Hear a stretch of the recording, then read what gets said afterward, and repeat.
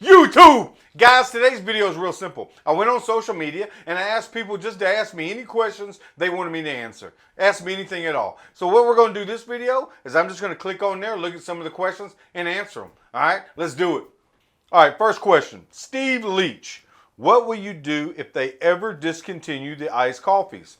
Steve, the vanilla iced coffees has begun to be a little bit of an issue for me. I'm drinking several, and I've found several locations that I like. McDonald's, Starbucks, Dunkin' Donuts. I mean, we're starting to get a variety of places. So if one stops doing it, God bless them, we're going to go to the next one.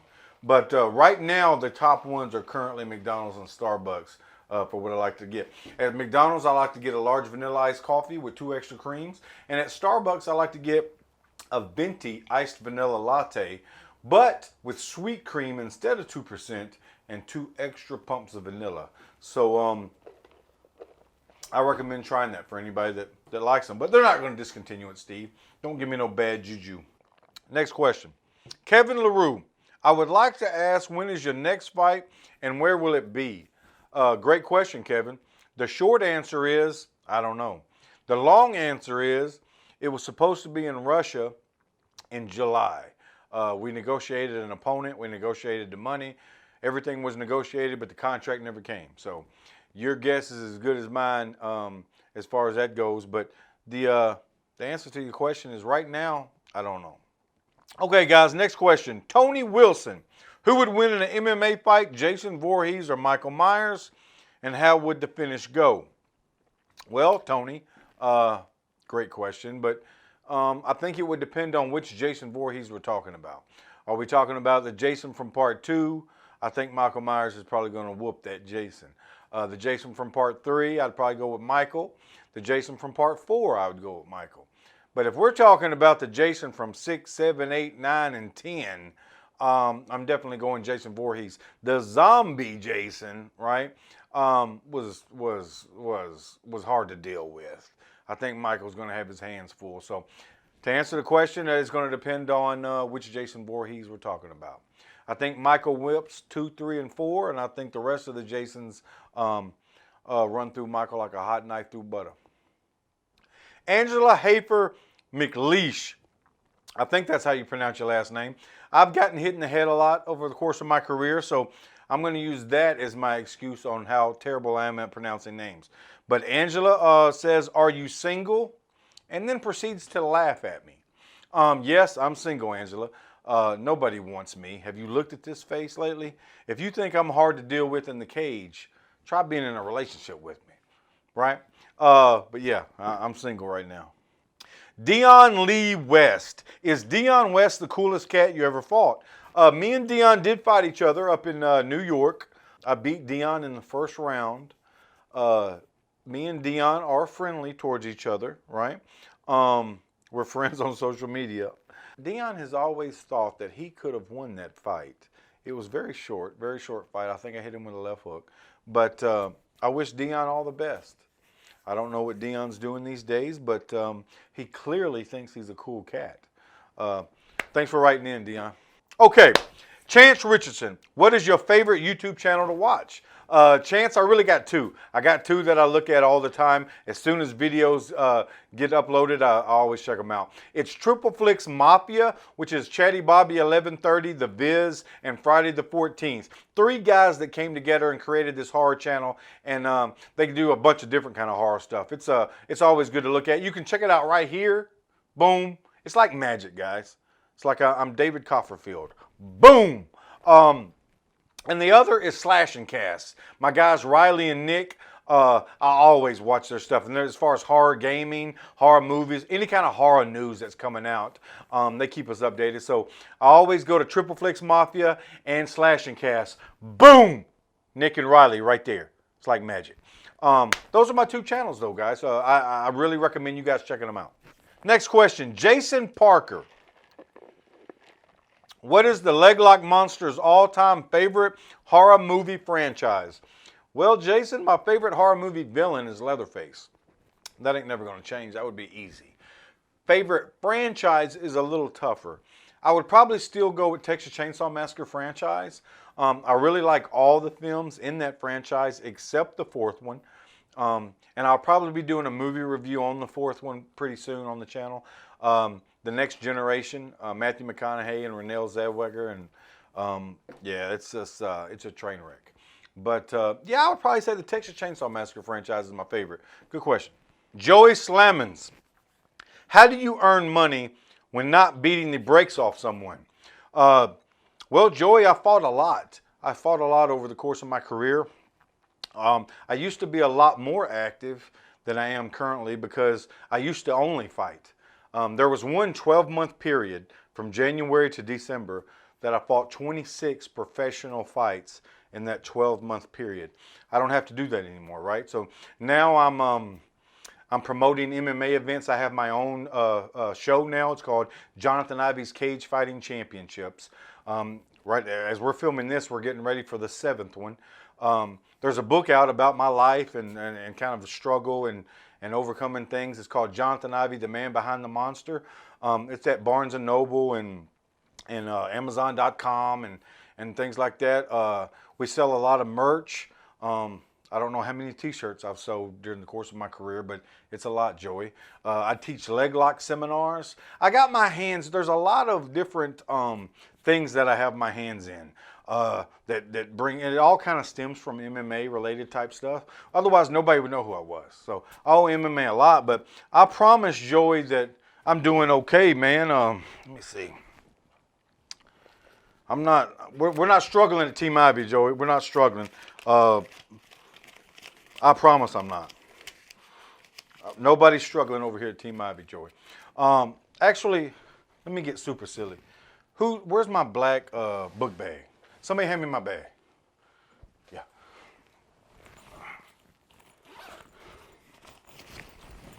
We'll go in the bag. We're not struggling. At Team Ivy, Joey. If I'm fighting, if I'm not fighting, we keep it coming. We're going to keep making things happen. We go all day, Joey. But thanks for the question, man. And yeah. Let's get back to grown man stuff and stop showing out. You know what I mean? Somebody put this up before I get kidnapped. Put that back where it was. All right, bro. All right, next question. Let's get serious. Let's get back on track here. Stop being silly. Lori Holt, what do you miss most about Texas?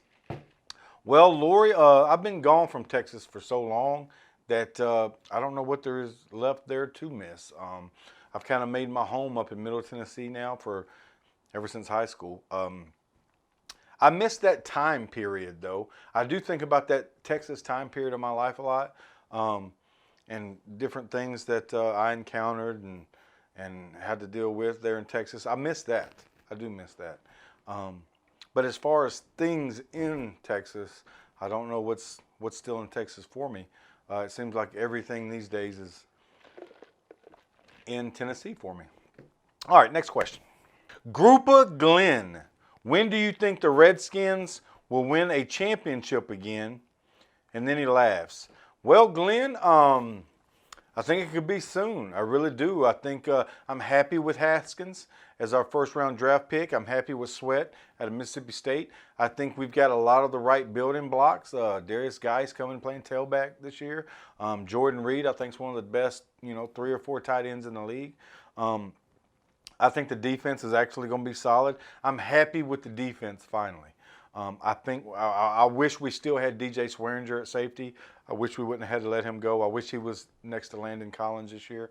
I know, but it is what it is. I think this year, I think we got a chance to make the playoffs. So, but I appreciate you laughing at my Redskins and their chances. Appreciate that, Glenn. Next question. Jim Jordan asks, what would it take to get you on an Island Fights card again?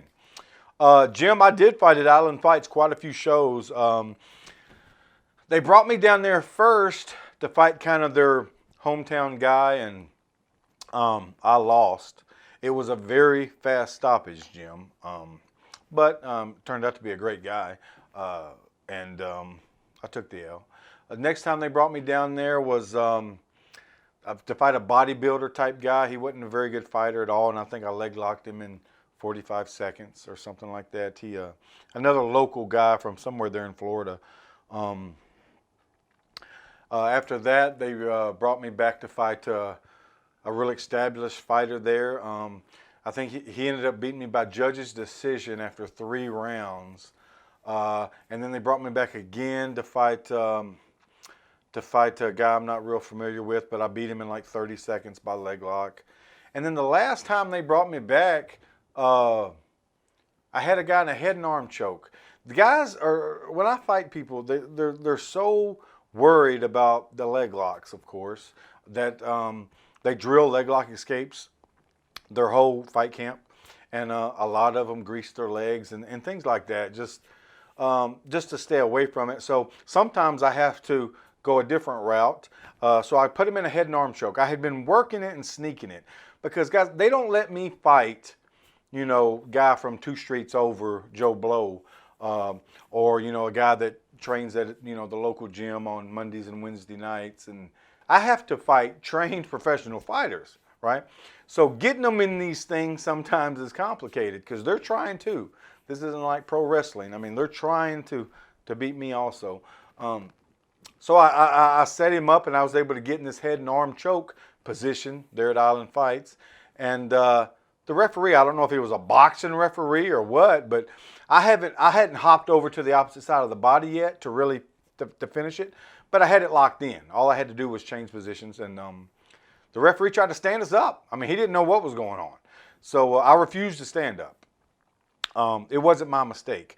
You should never stand up a fight whenever a submission is locked in, right? You should see how that's going to play out, but the ISKA has said here in the Tennessee area that I'm one of the best referees in the state of Tennessee. So I kind of know what's going on. I've been around the sport for a little while. I don't know. But you should never stand up. So I refused to stand up. I said, no, if you want the fight to continue, we'll start back in the same position and I'll finish this choke. I don't know why you just did that. And the guy, I guess he knew he was kind of caught in a catch-22 and he wouldn't restart it from that position and I wouldn't stand up. I had no reason to stand up and continue to fight. And this is my profession, right? That fight could have played out 100 different ways from that point, but I knew the way it was going to play out if he would have left it alone. You know what I'm saying? So that was just another loss on my record. There's been a lot of losses. I've had my record is the way it is for a lot of different reasons. But the people that really know the sport, they know why my record is the way it is. There's been a lot of those type situations of that happening or people tapping out and the referee not seeing it and me letting go of a leg lock. And we went back and we looked at the footage and he did tap. But that still goes down. The referee didn't see it, so that goes down as a loss on my record or I stopped fighting because the guy is defenseless. That goes down as a loss on my record. It just happens, it happens a lot over my career.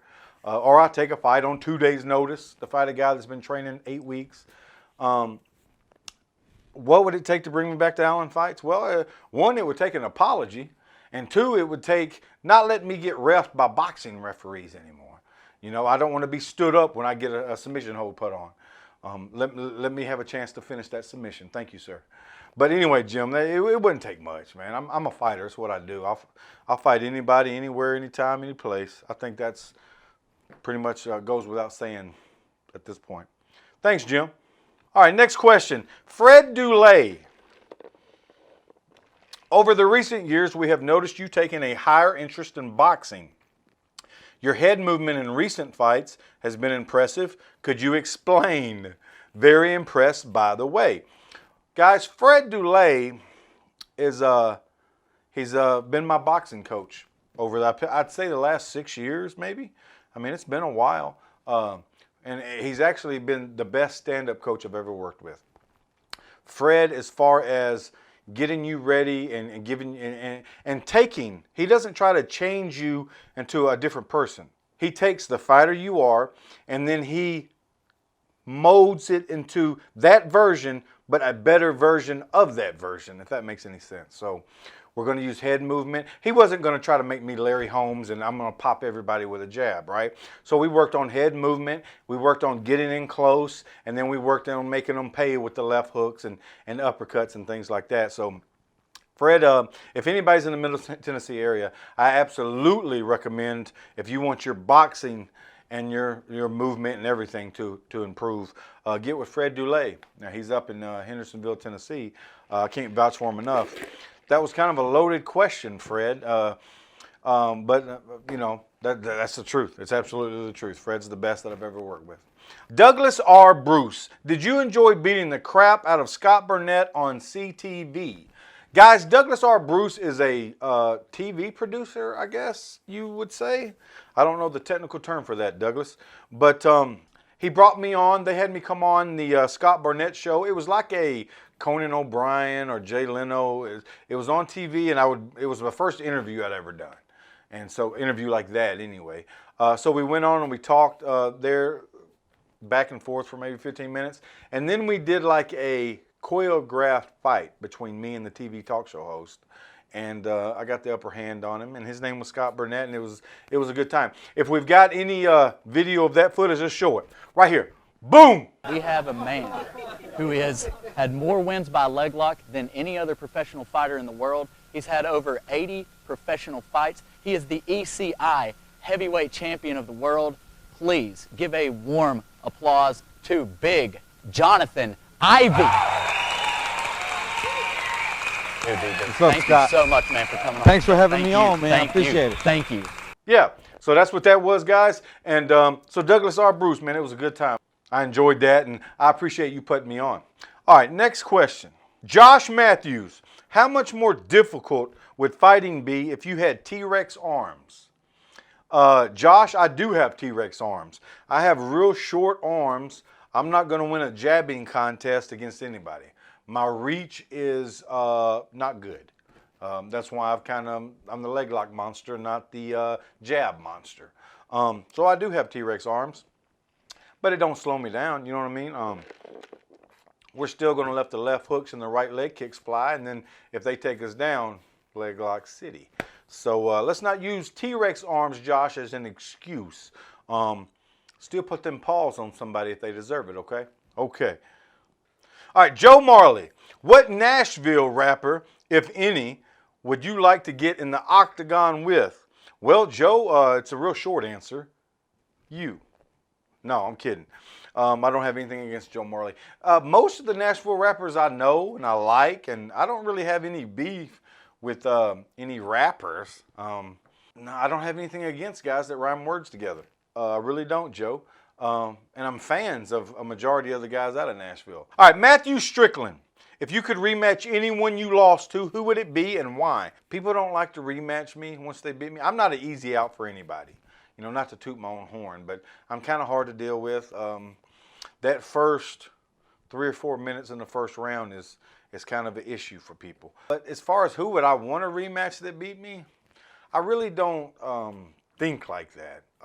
When you want something, it kind of gives people power over you.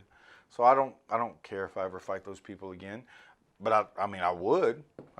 I'd enjoy it. But do I care or lose sleep about, you know, somebody beating me and not fighting them again? Absolutely not. So I guess to answer your question, I don't know. I don't know the answer. All right. Next question, Jason Hearing.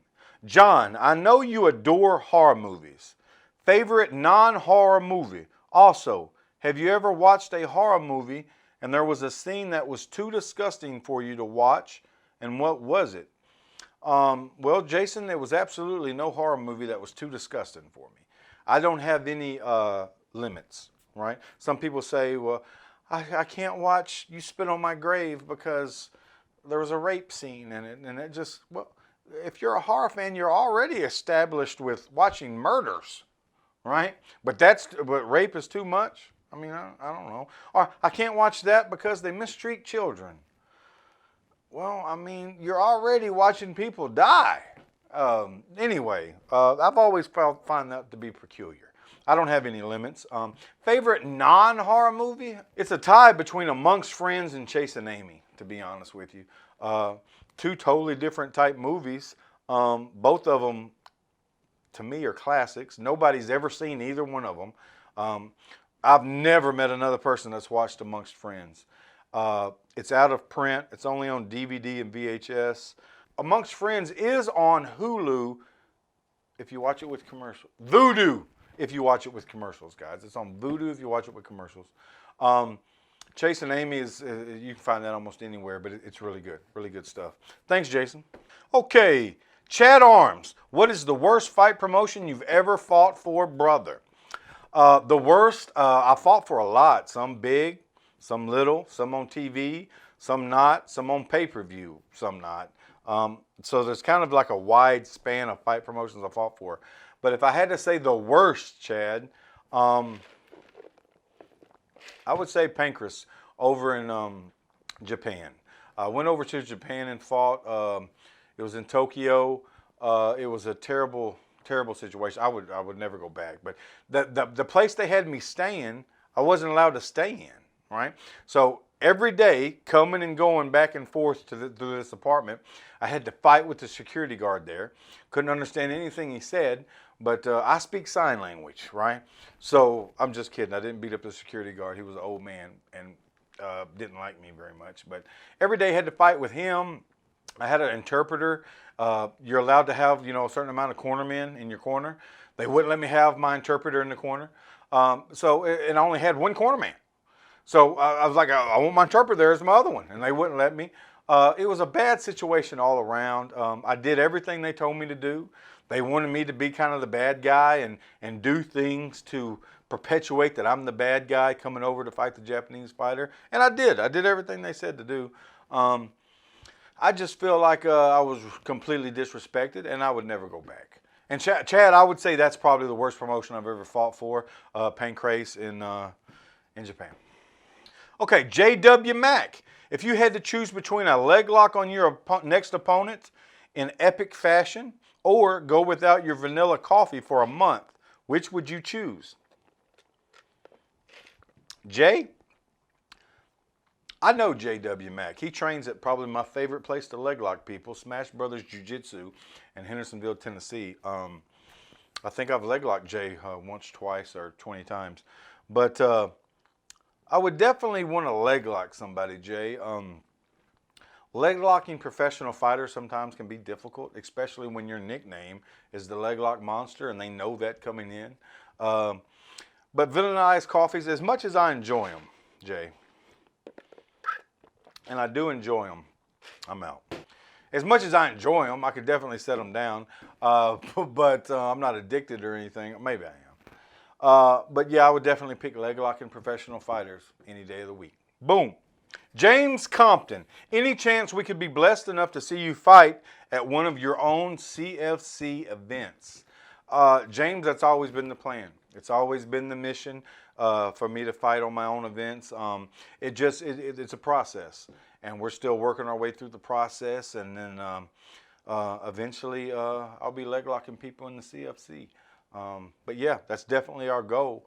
Don't think it hasn't been thought about, James. It's been thought about for about a year and a half, maybe 2, maybe 2.5.